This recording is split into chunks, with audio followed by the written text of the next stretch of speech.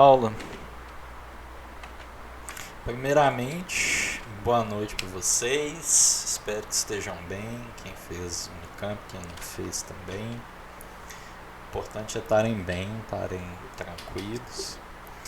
E aí, como eu tinha comentado com vocês, esse final do conteúdo, né, da frente menor, ele teve que ser um pouco condensado. Eu precisei selecionar direitinho aqui o que a gente ia revisar. Precisei condensar bastante o conteúdo para dar tempo da gente conseguir fechar tudo em um nível que conseguisse abordar mais ou menos todos os conteúdos da forma que eles caem no Enem. Então, por exemplo, na parte de síntese proteica que a gente viu na última aula, mostrei aquele vídeo para vocês, eu não quis entrar em detalhes de código genético. Quem fez o Unicamp, quem fizer talvez o UNB, nem sei quando que vai ser o vestibular do UNB, se está tendo, como é que vai ser, quando vai ser, que eu estou por fora das datas. Mas qualquer vestibular que não seja o Enem, que não seja de particulares, tirando a PUC,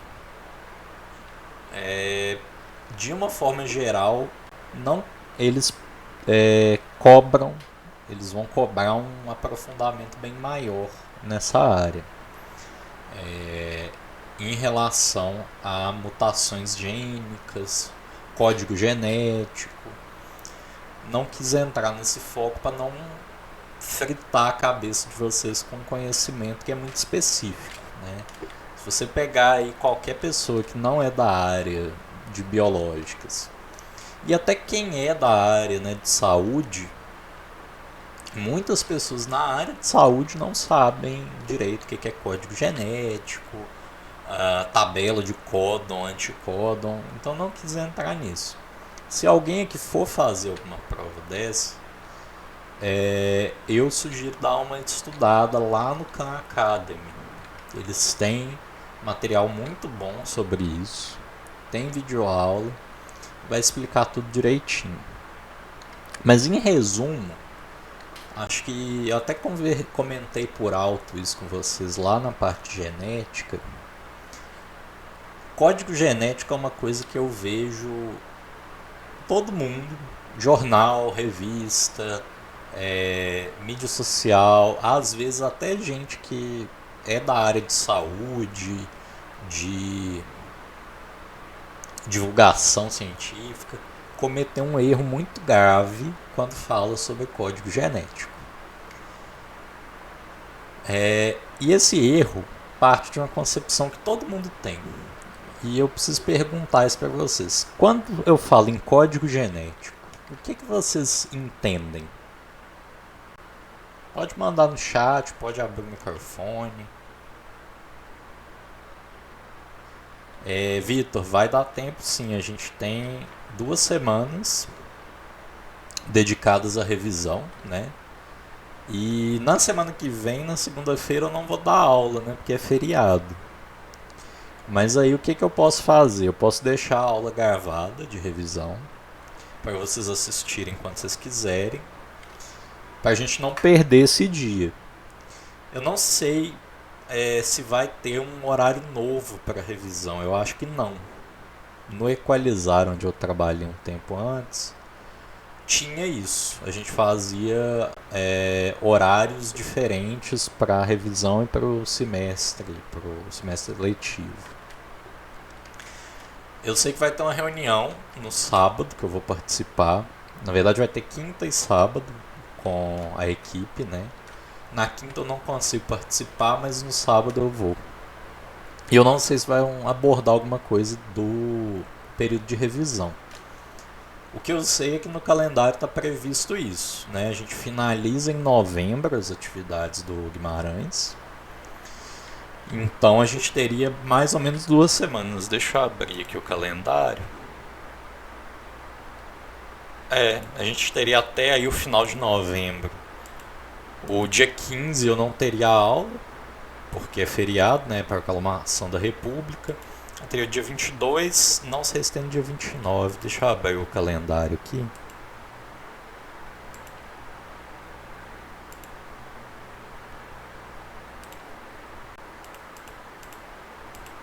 Calendário. Ó, não tá previsto aula no dia 29. Nem previsto sábado letivo. Né? Em novembro aqui tá com umas coisas marcadas como sábado letivo, mas eu não sei se vai ter.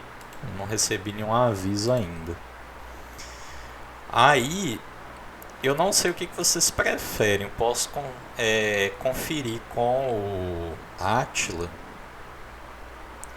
de ver se dá para encaixar uma aula síncrona no dia 29 para fazer uma revisão final. Ou então eu posso gravar uma aula mais teórica para vocês assistirem quando vocês quiserem. Postar lá no dia 15, mais ou menos, no final de semana. E aí.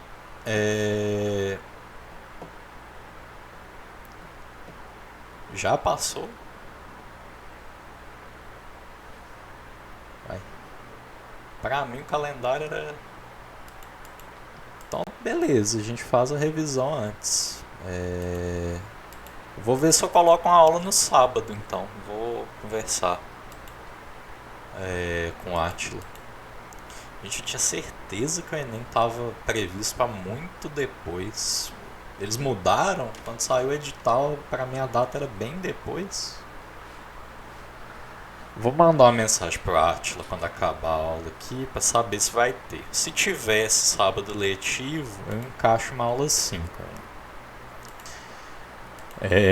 Se não tiver, eu deixo gravado uma aula mais teórica e a gente teria uma revisão no dia 22 também, que é segunda. O que vocês acham?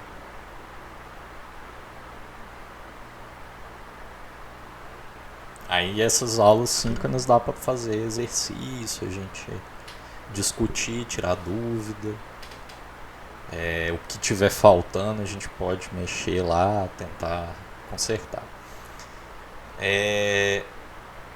Então beleza, eu vou conversar com a Atila, dou retorno para vocês.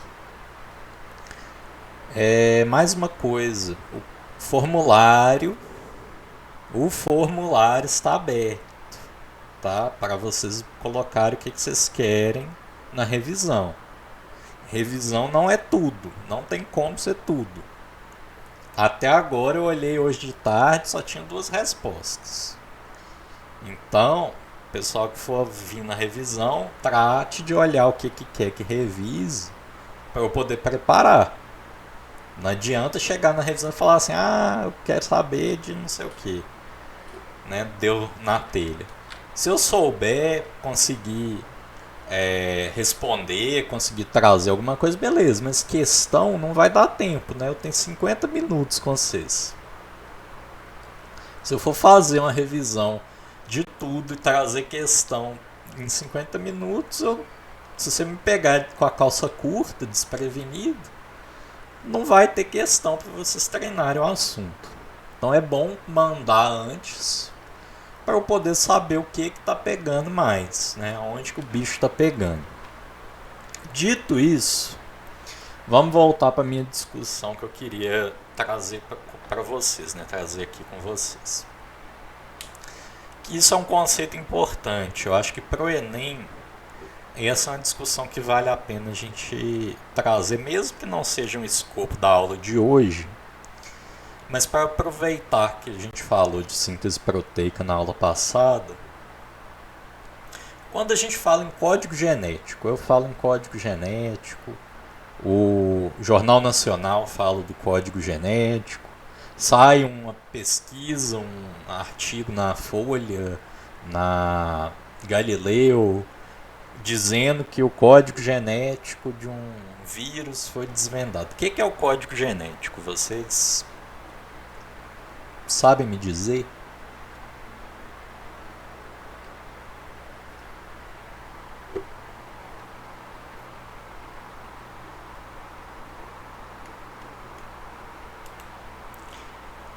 Pois é, Valkyria.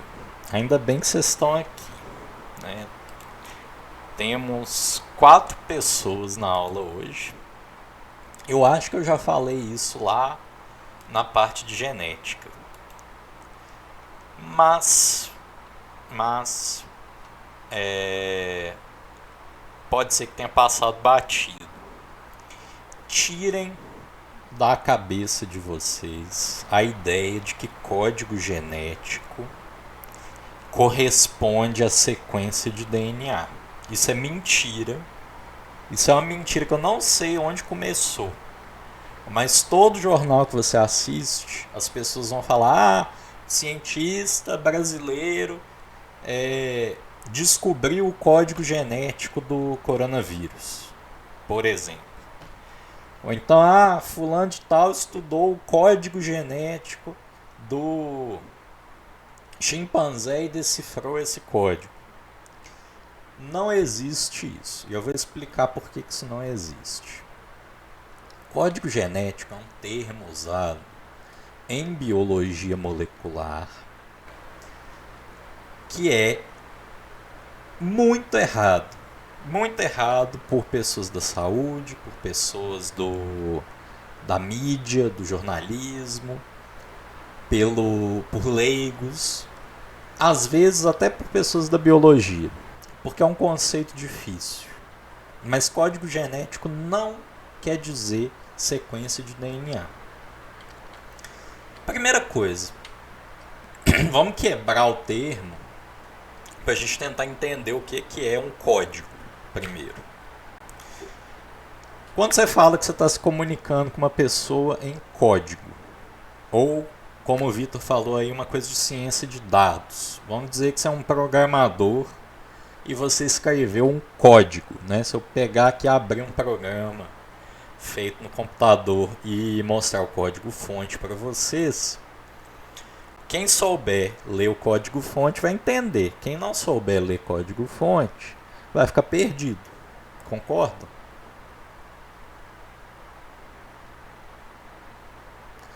Aí Vitor sabe, Vitor tá ligado nos paranauê da programação aí, ó. Então o que é um código? É uma forma de expressar algum tipo de informação que não está amplamente disponível para quem não entende o código, concorda? É uma forma lá, né? Quando você é criança, você cria um código secreto para se comunicar com os amigos, você cria alguma gíria específica, uma piada interna. A gente tem vários códigos. Código se refere então a algum tipo de informação que está oculta em algo, em um texto, em uma imagem, em um programa de computador. Há esse processamento oculto ali. E genético está relacionado a gene, beleza. Código genético nada mais é do que as regras do jogo de interpretar o que o DNA quer dizer. E a gente sabe muito bem quais são as regras. Nenhum cientista hoje desvenda o código genético de um organismo, de uma bactéria, de um vírus. Não existe isso. A não ser que o código genético seja diferente. O que é esse código genético? Eu vou parar a apresentação aqui para mostrar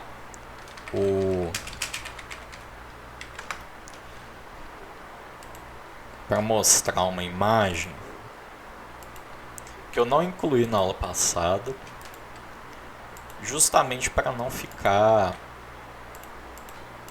complexo demais. Mas eu vou mostrar o que é o código.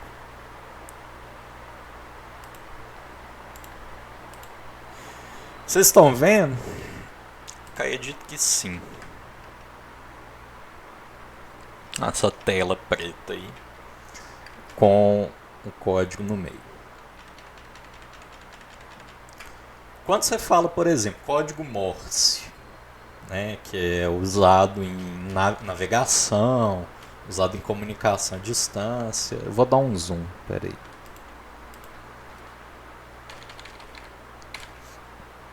Acho que agora tá bom.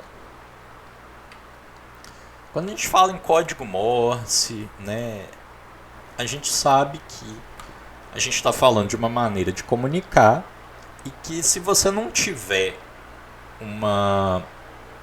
o código na sua cabeça ou você não tiver uma cartilha, uma coisa do lado para você saber qual que é a correspondência de um sinal com uma letra, você pode receber uma mensagem de socorro e não entender nada, né? O SOS vem do código Morse, né? Ele vem, o sinal são os dois sinais mais fáceis em código Morse. Que o código Morse ele é baseado basicamente em acender uma luz por um intervalo longo ou um intervalo curto. E dependendo da duração dos intervalos, você sabe qual letra é. Cada letra em código Morse, ela é expressa por 3 sinais de luz. Agora eu não vou lembrar qual é qual, mas eu sei que o SOS vem do inglês, que é Save Our Souls, né? Salve nossas almas. Mensagem para você pedir socorro lá, se você está ilhado no meio do oceano, seu navio, sei lá, acabou o combustível, não tem vento, você está com o negócio, você precisa mandar essa mensagem à distância, você tem um sinalizador lá, e aí você tem que piscar a luz. Eu sei que o S e o O são sinais mais fáceis em código Morse. O S, se eu não me engano, são 3 piscadas de luz curtas. O O são 3 piscadas de luz longas, ou seja, a luz acende, fica um tempo, apaga, depois ela acende de novo, fica um tempo, apaga, depois ela acende de novo, fica um tempo e apaga. E o S é um flash de luz contínuo 3 vezes, né? A luz vai, apaga, vai, apaga, vai, apaga. E vocês vão ver que o código Morse ele tem uma semelhança, se a gente for parar para analisar, com o código genético. O que é o código genético? É justamente você entender qual sequência de bases nitrogenadas lá nos nucleotídeos do DNA, né? Qual sequência de nucleotídeos determina a colocação de um aminoácido ou de outro. Então, da mesma forma que no código Morse, cada 3 piscadas de luz, sejam elas só curtas, só longas, curtas intercaladas com longas, determinam uma letra, no código genético, o que a gente tem é o mesmo sistema, mudando apenas o objetivo, né? Mudando apenas as bases de funcionamento, mas é bem parecido. O que o DNA faz? A gente não viu na aula passada que ele carrega informações para serem transcritas no RNA e traduzidas na proteína. A proteína é composta de aminoácidos, então precisa ter uma correspondência entre o que está no DNA e o aminoácido que vai sair na proteína. E justamente é o que o código genético nos dá, né, essa informação. Então o código genético já foi decifrado. A gente já entende, por exemplo, que no começo de toda proteína a gente tem um códon que é expresso por 3 letras, né, que estão representando 3 bases nitrogenadas no RNA mensageiro. O que é esse códon? A ou G. Adenina, uracila e guanina. Sempre que tiver um A ou G, ele vai ou representar o início de uma leitura do material genético ali, né, daquele RNA mensageiro, no caso, né, eu estou falando de RNA aqui. O início da leitura para a produção de proteína no ribossomo. Então isso é um dos sinalizadores que o ribossomo tem para saber que ele tem que começar a produzir uma proteína. Ou, se ele já estiver produzindo e aparecer outro AUG, isso vai sinalizar para o ribossomo que ali ele precisa colocar um aminoácido do tipo metionina. Metionina vocês vão ver que é o que só tem esse códon. Aí a gente tem vários outros aminoácidos. A gente tem fenilalanina, leucina, isoleucina, valina, treonina, alanina, prolina, serina, tirosina, histidina, glutamina. São 20 aminoácidos. Cada aminoácido vai ter uma ou mais bases, né, trincas de bases ou códons que vão indicar que naquela posição aquele aminoácido tem que aparecer. Esse é o código pelo qual a célula sabe aonde que tem que colocar cada aminoácido numa proteína. Então lá no RNA mensageiro, quando tem UUU, a gente fala que ali tem uma fenilalanina. Se, por exemplo, mudar aqui a última letra do códon para G, já muda o aminoácido para leucina. Isso em linhas gerais, o que é o código genético. O código genético é essa interpretação, como se fosse a tabela de interpretação que as células têm. É lógico que a célula não vai lá pegar a tabela e ficar assim conferindo.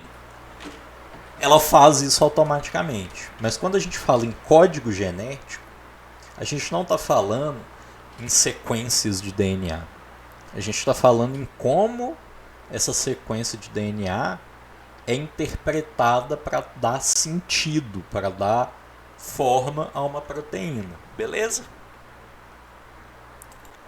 Se por acaso aparecer alguma coisa falando de código genético no Enem, saibam disso, lembrem-se desse conceito. Lembrem-se do que é o código genético. Vocês não precisam decorar essa tabela. Se por acaso tiver alguma questão sobre o código genético que precise dessa tabela, qualquer vestibular, qualquer prova que vocês forem fazer, vai aparecer a tabela. No Enem é pouco provável que apareça a tabela. O que vale a pena vocês saberem? Qual que é o códon de início, o AUG. O resto é resto. Até os códons de parada eu acho que não vale a pena vocês decorarem. Existem outros conceitos mais avançados, né, que dá pra gente inferir dessa tabela, dá pra gente perceber e tudo mais. Mas eu não quero entrar nesse mérito para não atrasar a aula de hoje mais, né? Eu só queria discutir isso com vocês rápido para dizer que eu mostrei essa tabela e expliquei o que é código genético. Então nunca mais caiam na ideia de que código genético é sequência de DNA. São coisas diferentes. A sequência é a sequência. O código é como aquela sequência vai ser lida. São as regras que determinam a leitura. E esse código é universal. Todo ser vivo usa o mesmo código genético, com pequenas variações em algumas espécies, que eu não vou entrar em detalhe, mas ele é o geral, ok? Alguma dúvida sobre isso? Não? Ok.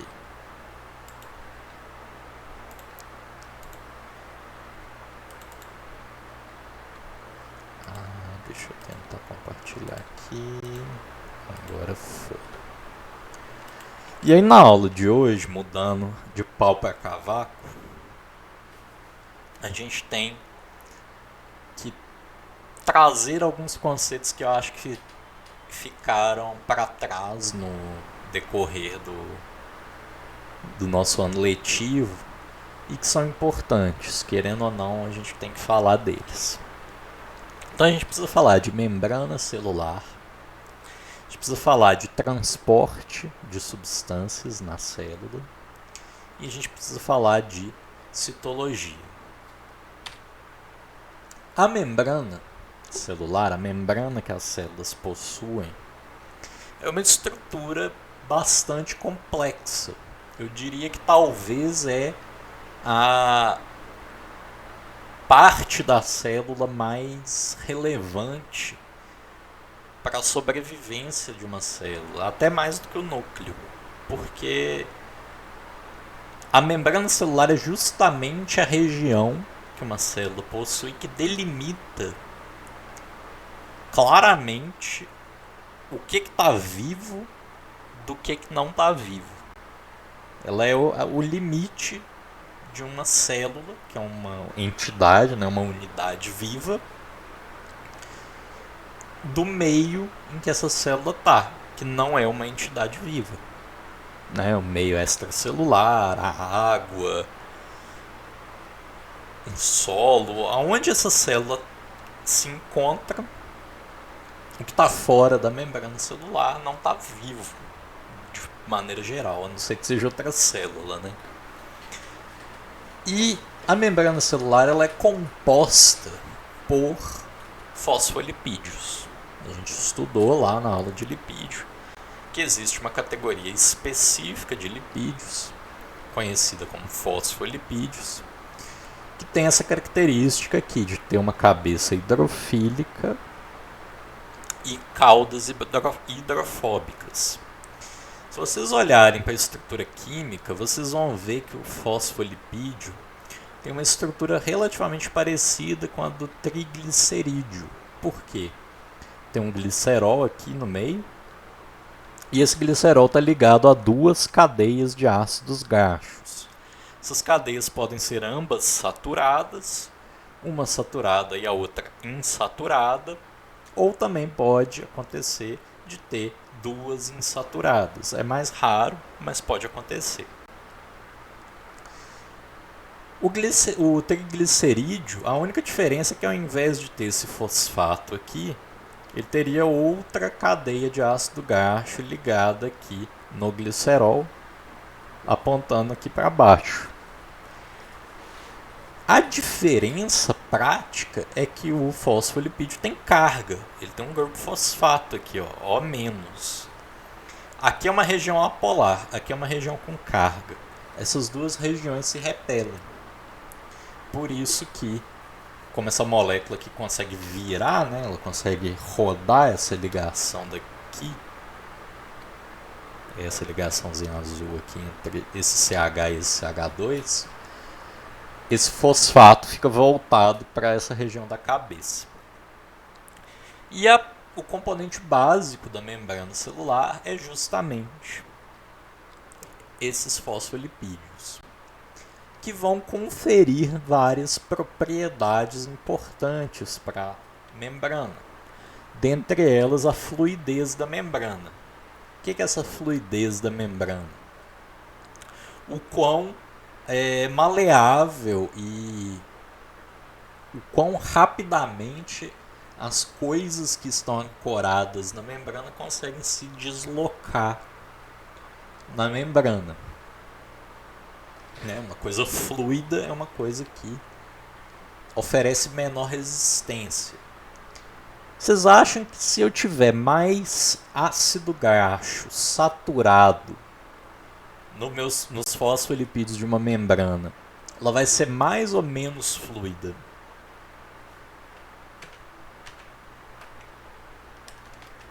O que vocês acham?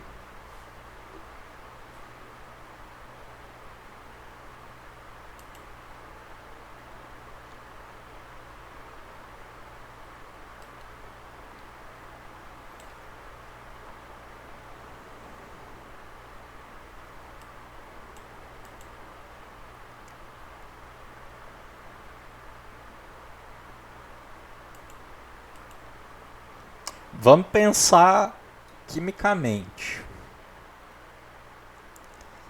Vocês têm uma gordura que é composta por ácidos graxos saturados.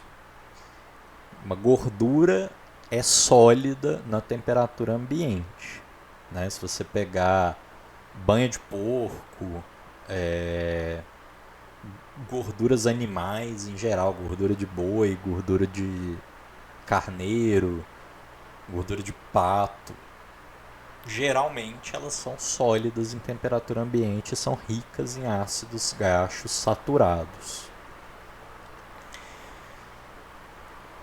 Vocês acham que uma gordura é mais fluida ou menos fluida do que um óleo? Óleo de soja, azeite? Menos fluida. Não sei quem falou, mas muito bem. Então o que acontece? Quanto mais ácidos graxos insaturados eu tiver, mais difícil é a interação entre um fosfolipídio e o outro. Lembra lá que essa insaturação aqui ela afasta essa região de ácido graxo de outras regiões de ácido graxo? Ela causa uma dificuldade dessas moléculas interagirem. Então a presença de insaturações com frequência vai diminuir a fluidez. Aí você vai pensar assim, professor, mas para que serve eu saber disso? Olha, para algumas coisas, se você quiser inferir como deve ser a célula de um organismo em um determinado ambiente.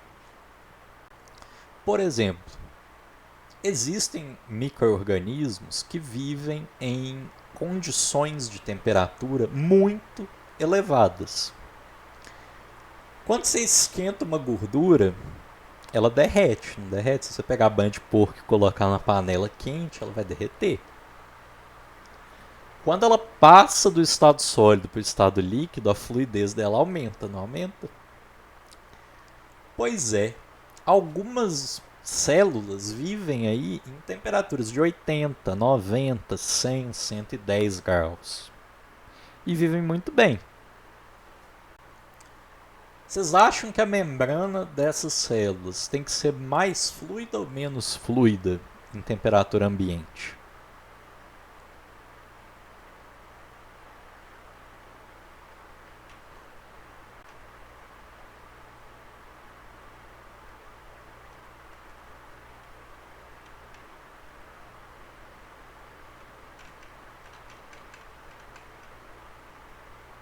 Tem que ser menos, né, Valkyria?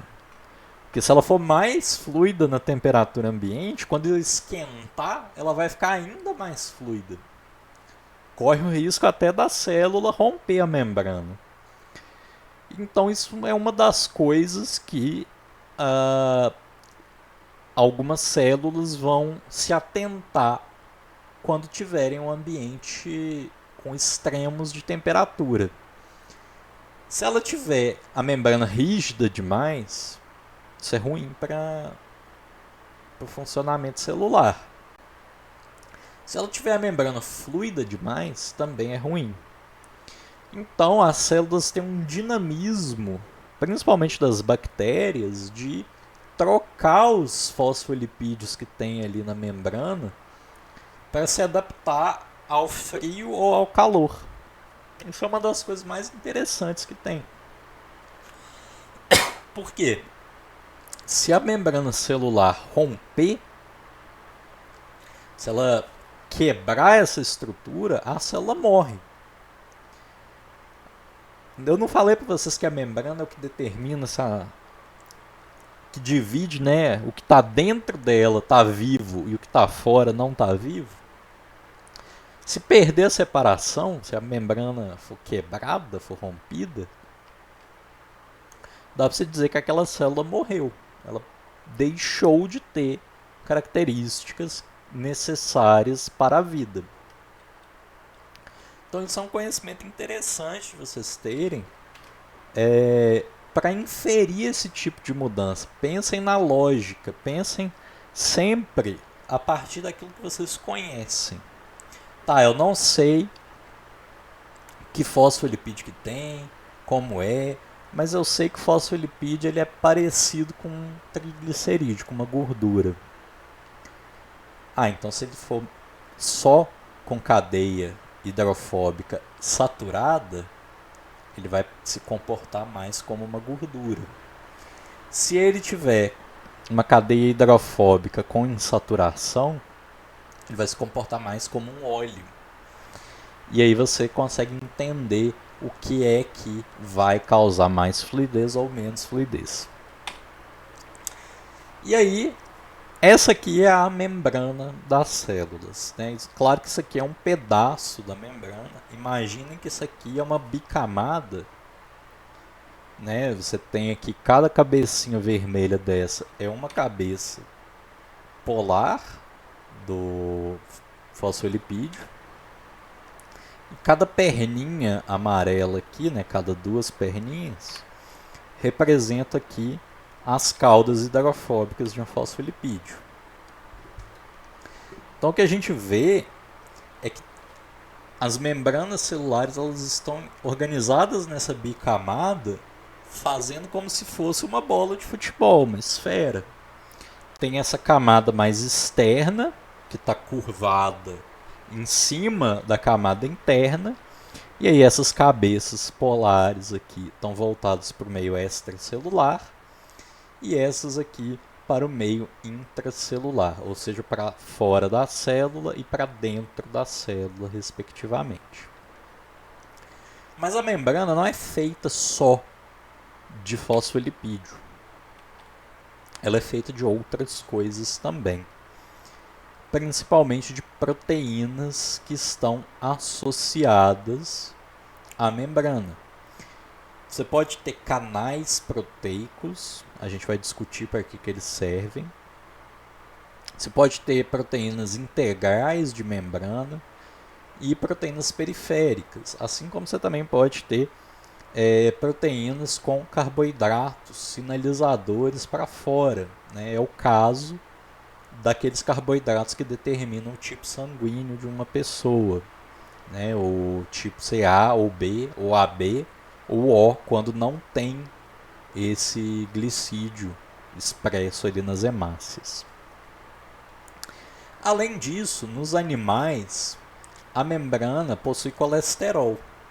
E o colesterol é uma molécula também lipídica que vai atuar como um estabilizador, uma molécula que vai diminuir a fluidez da membrana. Quanto mais colesterol uma célula tiver na sua membrana, menos fluida ela vai ser. O colesterol atua ali juntando esses fosfolipídios, tornando essa membrana mais rígida.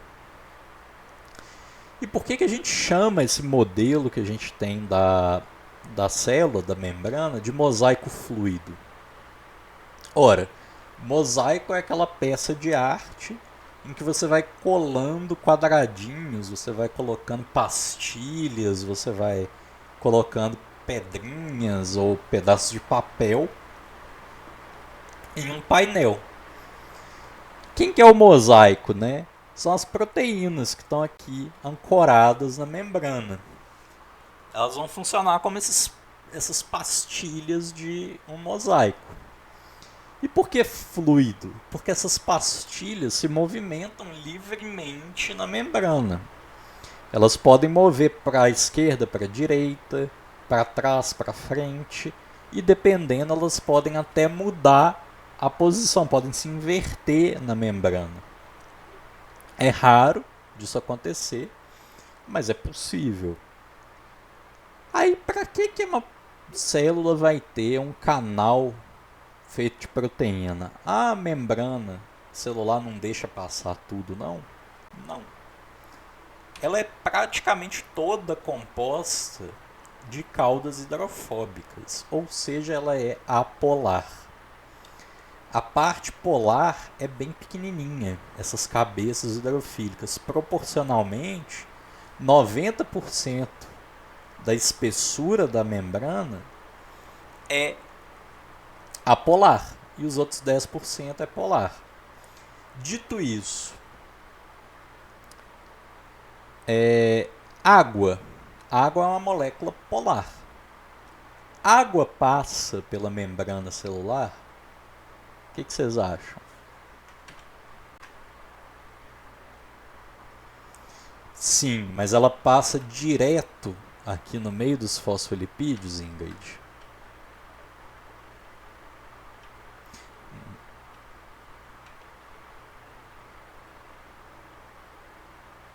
A cabeça é polar, mas a cauda é apolar. Isso. Mas ela não passa, ela tem uma resistência. A célula precisa de água, não precisa? Para tem o transporte. Essas proteínas permitem, algumas delas permitem a passagem de água. Outro exemplo é íons, sódio, Na+, potássio, que é K+. Conseguem passar? Eles têm carga. Não vão passar também, o fosfolipídio não deixa. Mas eles têm canais que permitem a passagem de íons. Cada substância que é polar tem um canal, um receptor específico para a passagem dela na membrana celular. Substâncias apolares, que são pequenas, conseguem atravessar a membrana. Então, por exemplo, gases, oxigênio, gás carbônico, óxido nítrico. Esses gases, que são moléculas pequenas e apolares, atravessam livremente. Não é um problema para eles passar pela membrana. Já deu o nosso tempo, então eu vou parar aqui e aí eu vou continuar gravando aqui e vou postar tudo de uma vez, explicando o restante dos slides hoje, beleza? Eu só parei a apresentação para vocês. Eu vou terminar aqui a gravação e eu posto no YouTube, ok? Então, beleza. Boa aula para vocês, gente. Até semana que vem, não. Ou até sábado, né? Por nada, gente. Boa noite.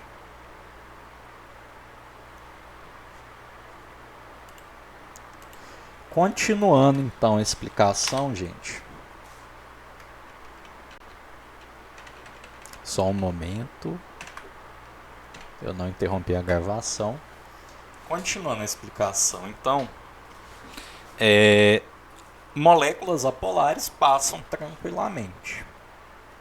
Por que é importante a gente saber desse modelo? Isso quer dizer que a membrana ela é uma porta muito seletiva. Ela não deixa qualquer um entrar, né? Ela é um segurança de balada. Na prática, o que ela vai fazer é conferir se as coisas que estão tentando entrar podem entrar. Se não puder entrar, não vai entrar. Porque esses canais de proteína aqui, né, esses canais proteicos, podem se fechar. Assim como a porta de uma balada, de uma festa, pode fechar e não deixar ninguém entrar.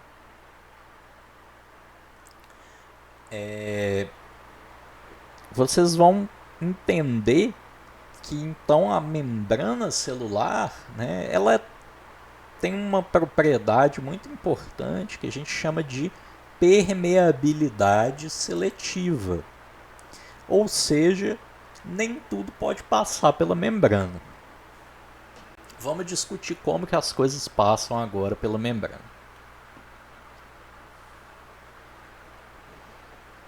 O primeiro processo é um processo químico, um processo físico, na verdade, chamado de difusão. O que é difusão? Imagine que vocês têm um frasco de perfume fechado.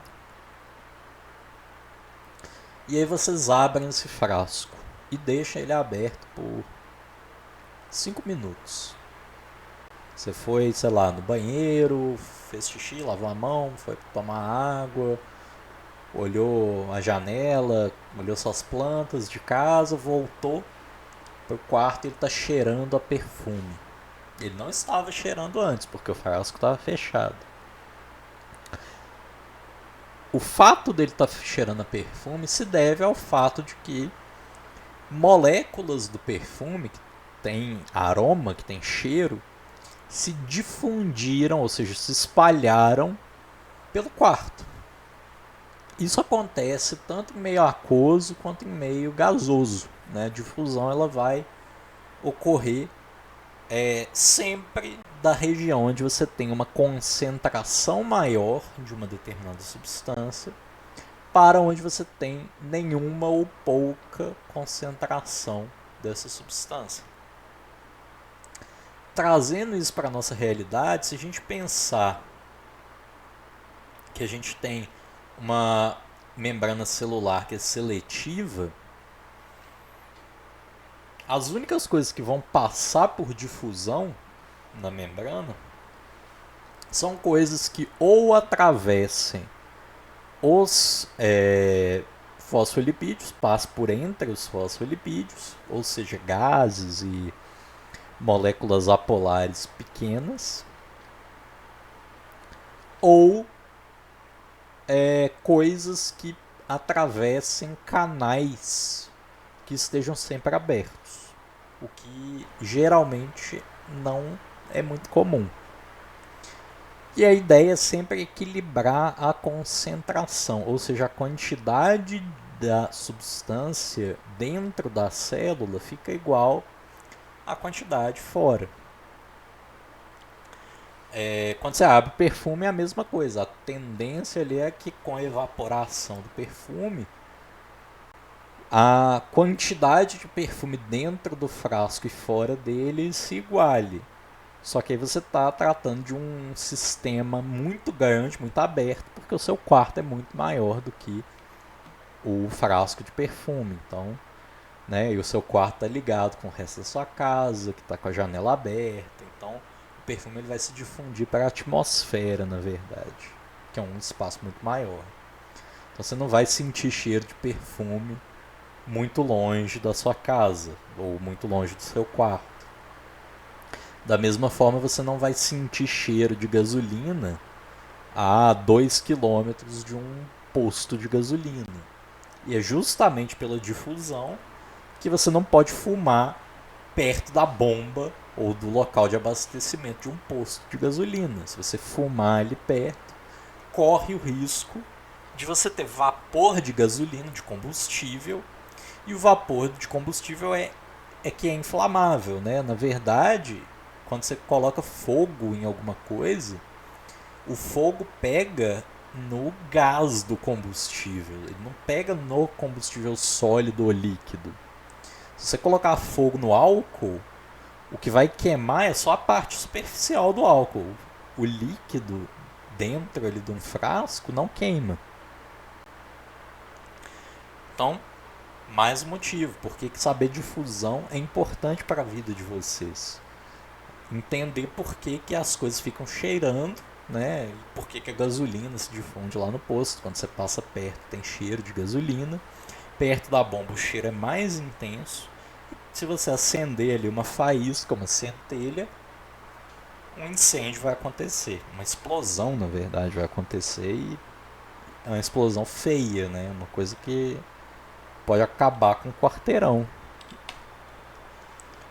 Outro conceito importante que vocês já talvez consigam abstrair, mas que eu não dei no slide passado, que é o conceito de gradiente de concentração. O que é um gradiente de concentração? É justamente a ideia de que a concentração de um ambiente é muito concentrado, né? Um meio que está com muita substância, por exemplo, muita glicose, muito sal, ela tende a passar. Aqui o exemplo é ruim porque a gente está falando de uma membrana celular, então vou usar, por exemplo, oxigênio, né? Tem muito oxigênio fora da célula.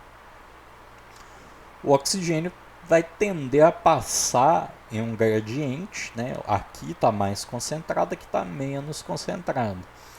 Esse gradiente vai tender a se igualar. A concentração alta fica média e a baixa também fica média, né? Os dois ambientes terem a mesma concentração. E a gente tem também o conceito de tonicidade, que é um conceito de soluções, né, em química. Eu posso ter soluções hipotônicas, soluções isotônicas e soluções hipertônicas. Tonicidade está relacionada à quantidade de soluto dentro de uma solução, né, a razão de soluto por solvente. Hipotônica é uma solução que tem pouco soluto, por exemplo, uma água destilada, que você retirou todos os sais. Uma solução isotônica é uma solução de concentração igual, né, à célula, ao organismo que você estiver comparando com a solução.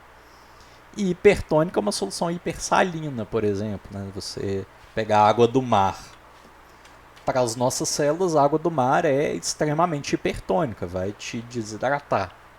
E o que esse diagrama mostra é justamente a relação de uma célula com esse tipo de solução, né? Com a tonicidade das soluções. Se você pegar uma hemácia e colocar em uma solução hipotônica, a tendência é que a água passe pela membrana e faça com que essa célula aumente de volume até ou igualar a concentração celular com a concentração extracelular, ou até sofrer lise. Se isso não acontecer, ela vai continuar puxando a água até estourar.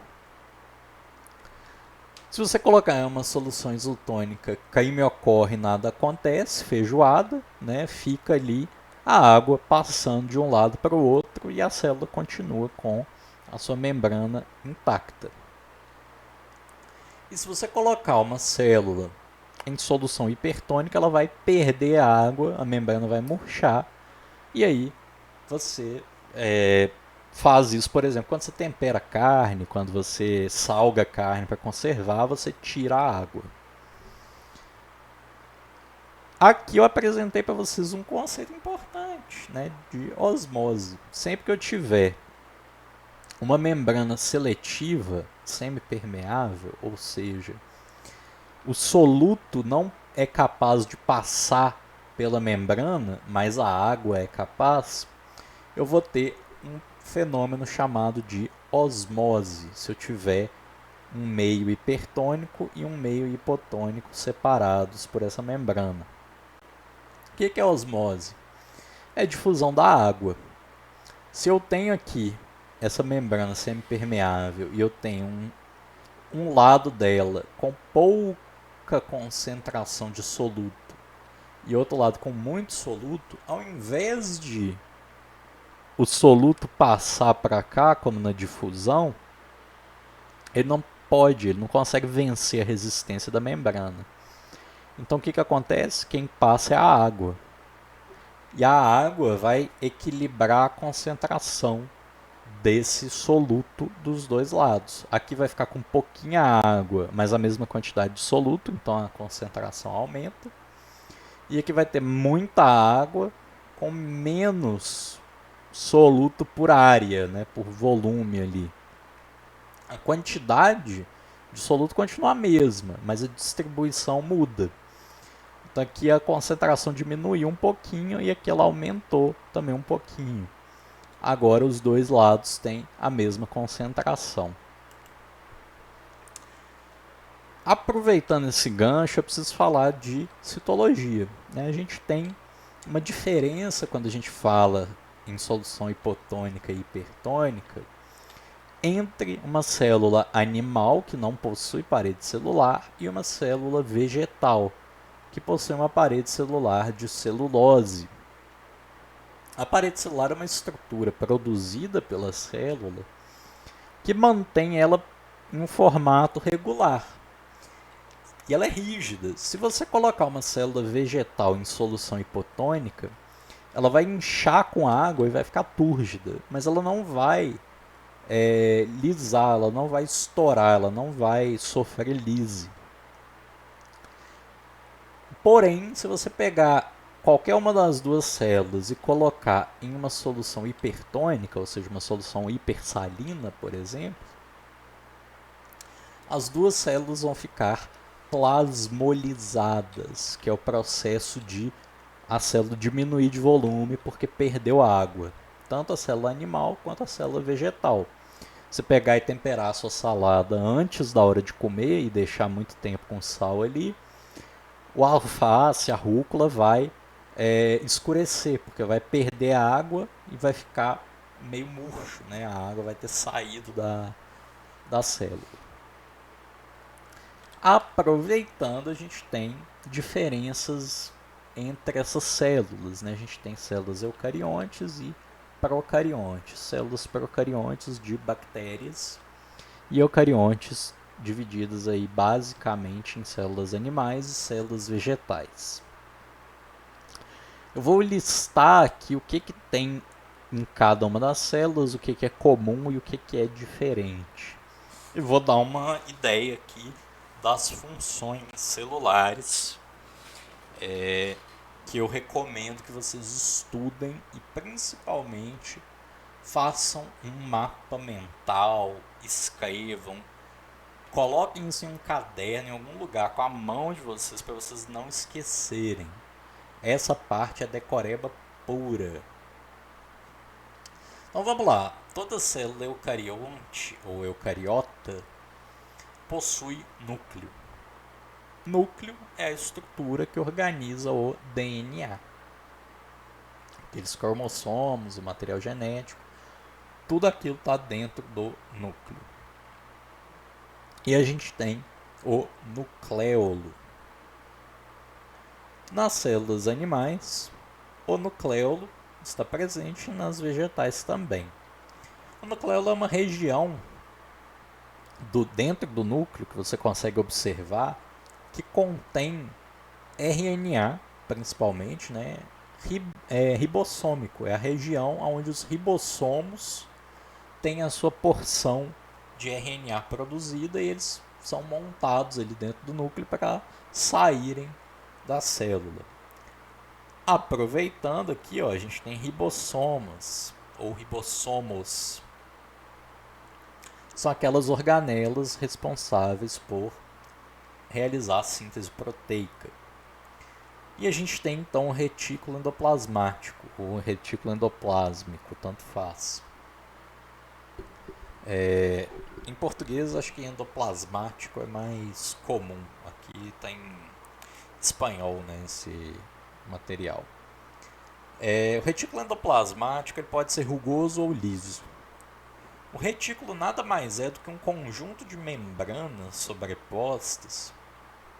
E quando essas membranas têm ribossomos, são membranas especializadas em produzir proteínas, normalmente proteínas que vão ser secretadas para fora da célula ou que vão compor a membrana celular.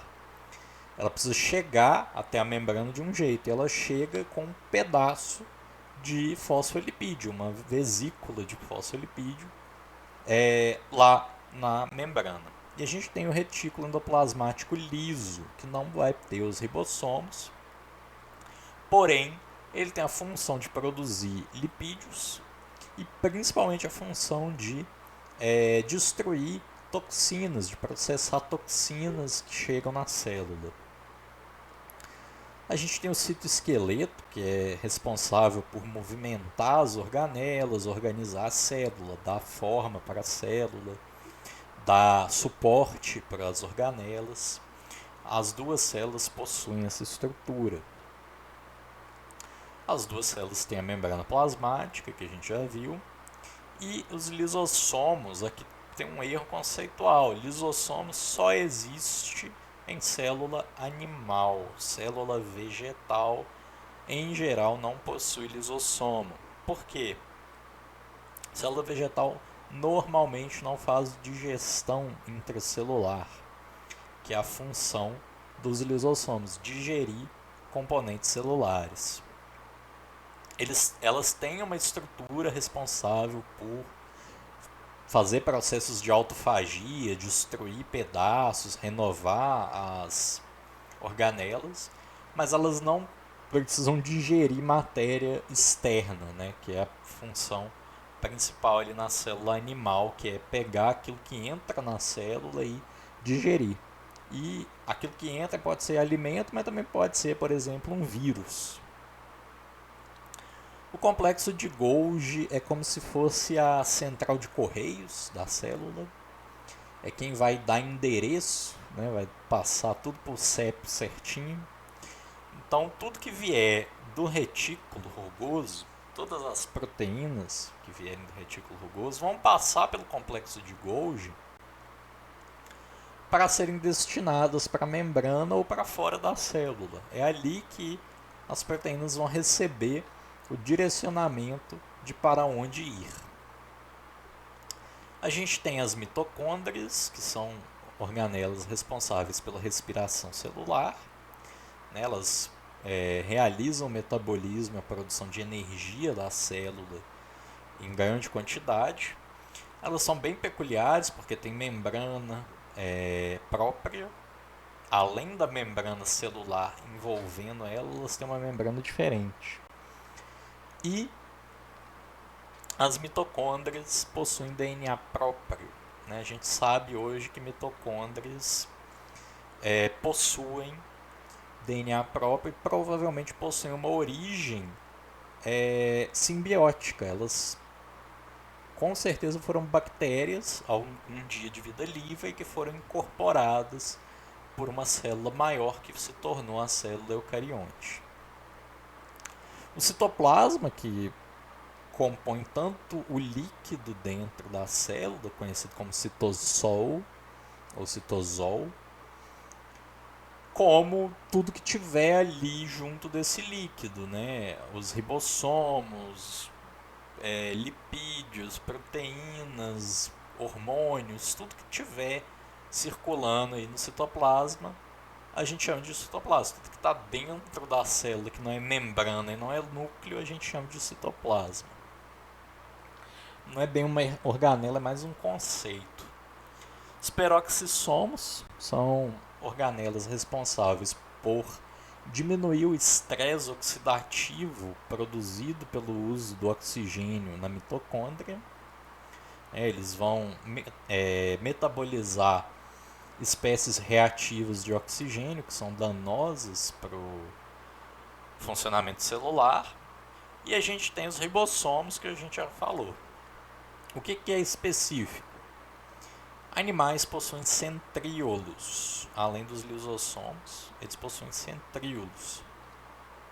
São aquelas organelas lá que a gente viu na mitose, que são na verdade parte do citoesqueleto, que vão formar o fuso mitótico, que vai puxar os cromossomos para cada um dos lados, né, as cromátides irmãs, formando cromossomos simples lá na divisão.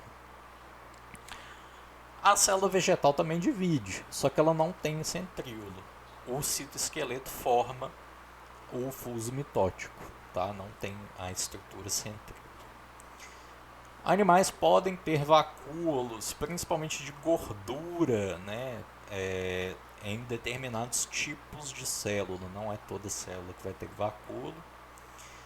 A célula vegetal tem o cloroplasto, que é a organela responsável por realizar a fotossíntese, e normalmente tem um grande vacúolo central que armazena água, carboidratos, né, açúcares e outras substâncias importantes para o metabolismo. E a gente tem a célula procarionte, que é a célula das bactérias, bem mais simples. Normalmente ela vai ter uma parede celular de peptidoglicanos. A gente tem uma cápsula bacteriana que não necessariamente vai sempre estar presente. A gente tem a membrana plasmática, O flagelo, que é uma estrutura de locomoção, pode estar presente em células eucariontes também, né, de alguns protozoários, ou mesmo no caso dos espermatozoides, que tem flagelo também. Porém, o flagelo bacteriano ou procarionte é muito diferente do flagelo eucarionte. Eu não vou entrar aqui nesse detalhe, não vale a pena, mas saibam que não são estruturas homólogas, né? Elas não têm a mesma origem. O mesossomo geralmente é uma estrutura da membrana, né? Uma parte em que a membrana plasmática entra para dentro da célula e que serve para ancorar ribossomos para produzir substâncias que vão sair ali da célula.